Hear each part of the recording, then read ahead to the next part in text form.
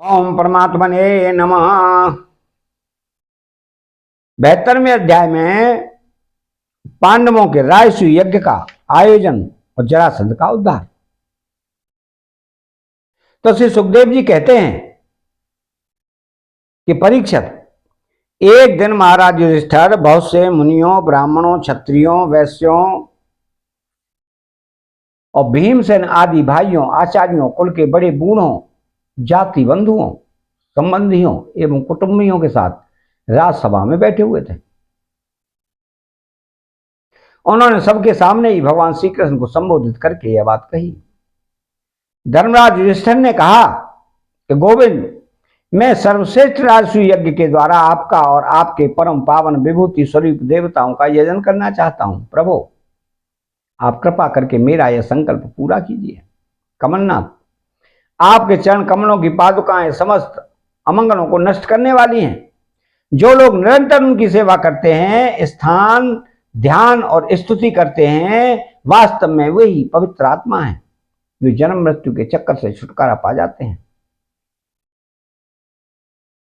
और यदि वे सांसारिक विषयों की अभिलाषा करें तो उन्हें उनकी भी प्राप्ति हो जाती है, परंतु जो आपके चरण कमलों की शरण ग्रहण नहीं करते उन्हें मुक्ति तो मिलती ही नहीं, सांसारिक भोग भी नहीं मिलते। देवताओं के भी आराध्य देव, मैं चाहता हूं कि संसारी लोग आपके चरण कमलों की सेवा का प्रभाव देखें। प्रभु, कुरुवंशी और सज्जयवंशी नरपतियों में जो लोग आपका भजन करते हैं और जो नहीं करते, उनका अंतर आप जनता को दिखला दीजिए। प्रभु, आप सबके आत्मा समदर्शी और स्वयं आत्मानंद के साक्षात्कार स्वयं ब्रह्म है। आप में यह मैं हूं और यह दूसरा, यह अपना है और यह पराया, इस प्रकार का भेदभाव नहीं है। फिर भी जो आपकी सेवा करते हैं उन्हें उनकी भावना के अनुसार फल मिलता ही है। ठीक जैसे कल्प वृक्ष की सेवा करने वाले को उस फल में जो न्यूनाधिकता होती है वह तो न्यूनाधिक सेवा के अनुरूप ही होती है। इससे आप में विषमता या निर्दयता आदि दोष नहीं आते। भगवान श्री कृष्ण ने कहा कि शत्रु विजयी धर्मराज, आपका निश्चय बहुत ही उत्तम है। राजसूय यज्ञ करने से समस्त लोकों में आपकी मंगलमयी कीर्ति का विस्तार होगा।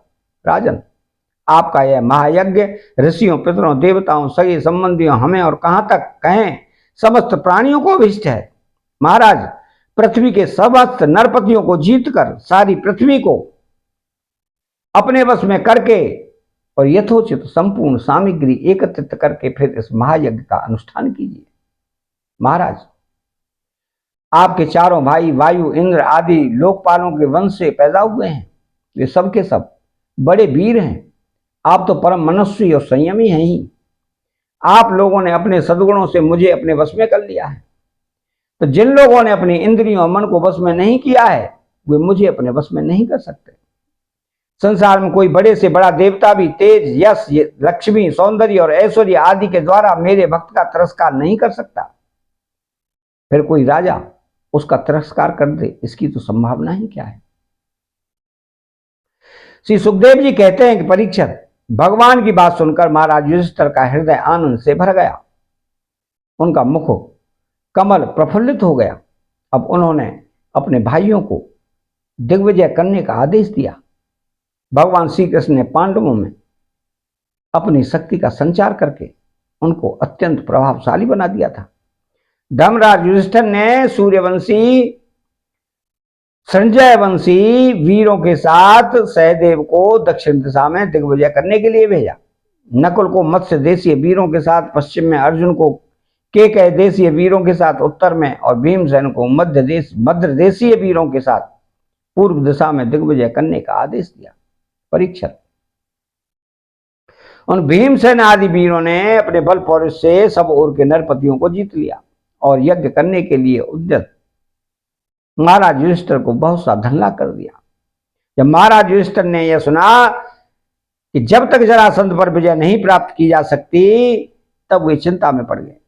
उस समय भगवान श्री कृष्ण ने उन्हें वही उपाय कह सुनाया जो उद्धव जी ने बतलाया था।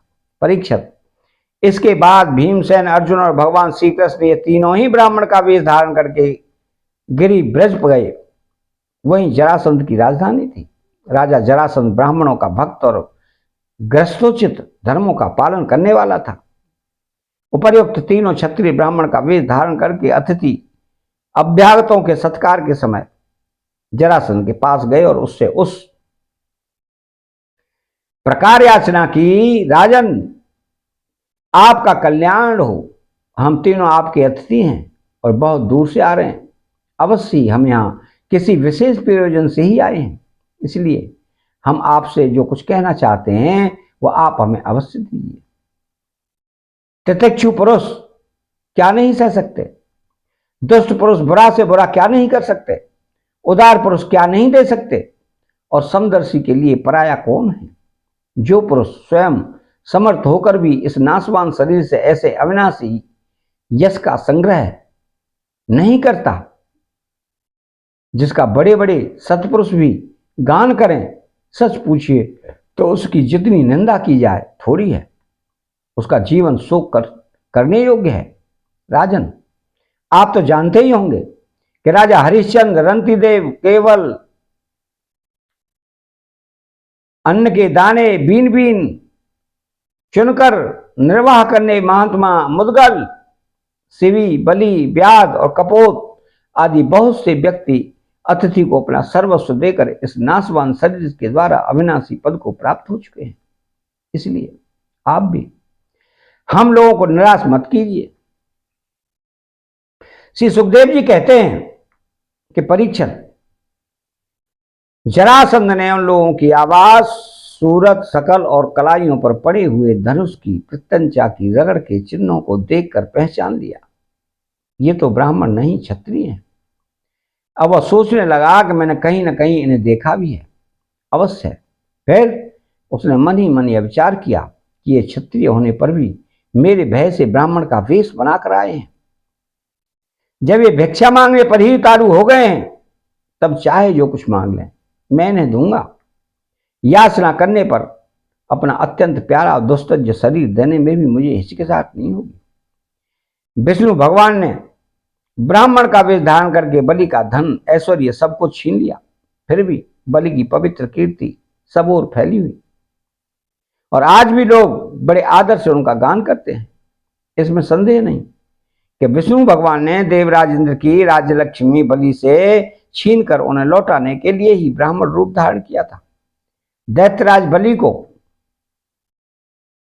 यह बात मालूम हो गई थी और शुक्राचार्य ने रोका भी, परंतु उन्होंने पृथ्वी का दान कर ही दिया।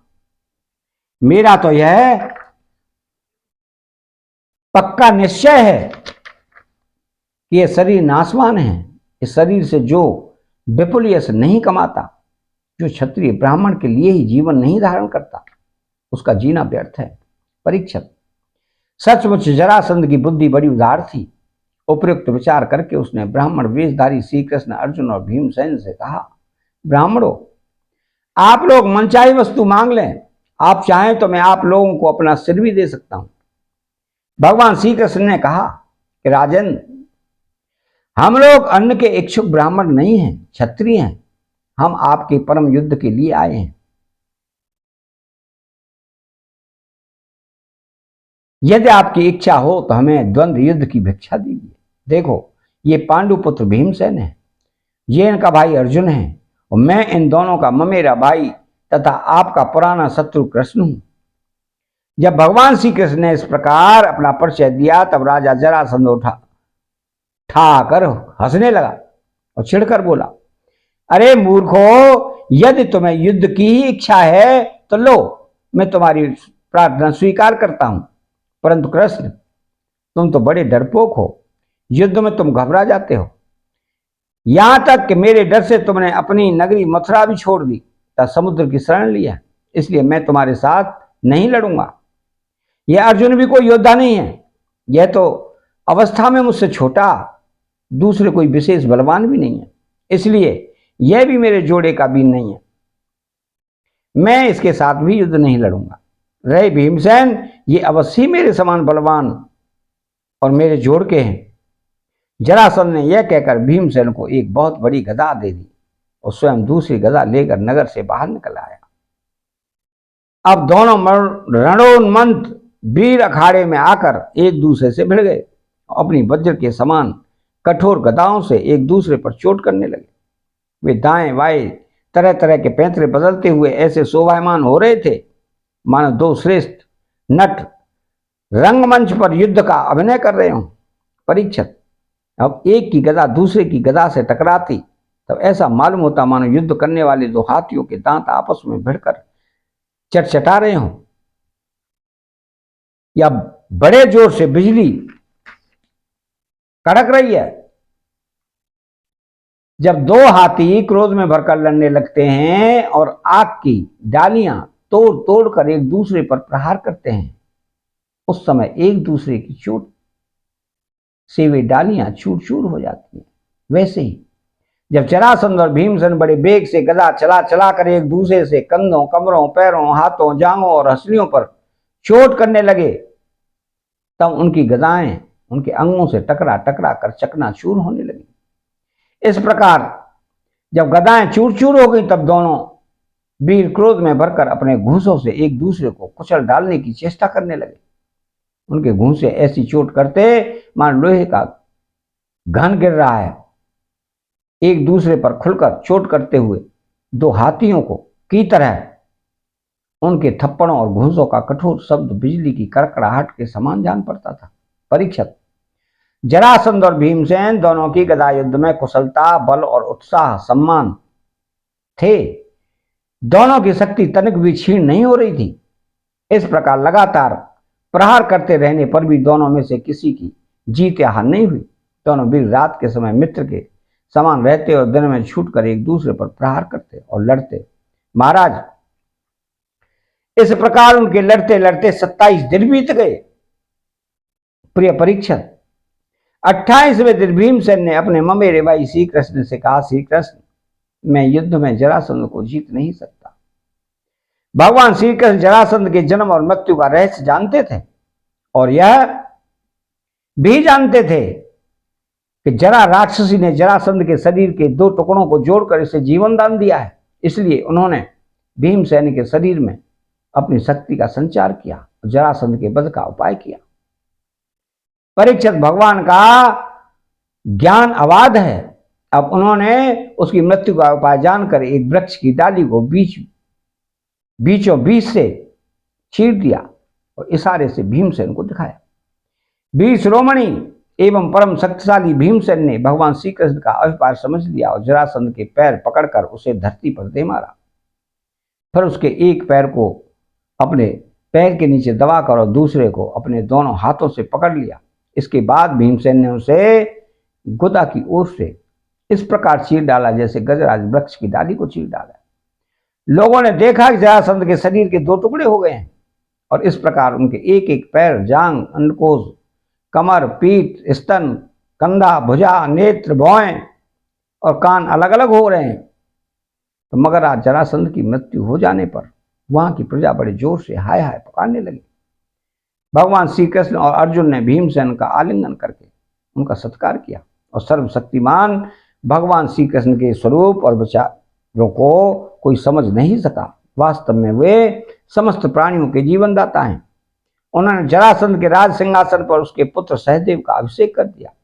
जरासंध ने जिन राजाओं को कैदी बना रखा था उन्हें कारागार से मुक्त कर दिया।